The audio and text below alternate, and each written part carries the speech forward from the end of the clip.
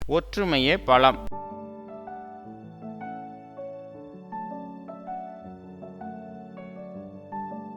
நந்தபுரம் என்னும் அழகிய கிராமத்துல ராமசாமி என்ற விவசாயி வாழ்ந்துட்டு வந்தாரு. அவர் நிறைய மாடுகள் வளர்த்துட்டு வந்தாரு.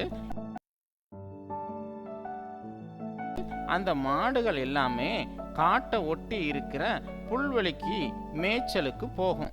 அந்த சமயம் ஒரு சிங்கம் இந்த எல்லா மாடுகளையும் வேட்டையாடி சாப்பிடணும்னு ஆசைப்பட்டது.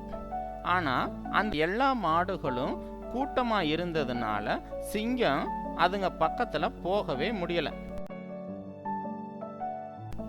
ஒரு நாள் அந்த மாடுகளுக்குள்ள ஏற்பட்ட சண்டையில எல்லா மாடுகளும் தனித்தனியே பிரிஞ்சு போயிடுச்சு.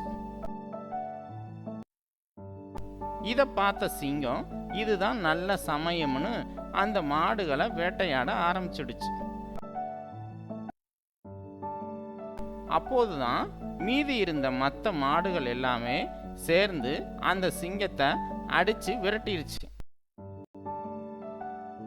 நம்ம சண்டை போடாம ஒற்றுமையா இருந்திருந்தா நம்ம 2 நண்பர்களையும் இழந்திருக்க மாட்டோம்னு அப்போதான் அந்த எல்லா மாடுகளுக்கும் புரிஞ்சது.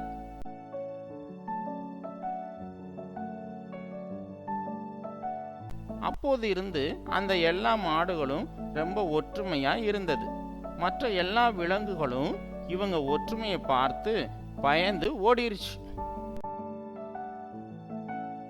இக்கதையில் வருவது போல நாமும் எல்லா சூழலிலும் ஒற்றுமையாக இருப்பதன் மூலம் கிடைக்கும் பலன்களை அறிந்து செயல்படுவோம்.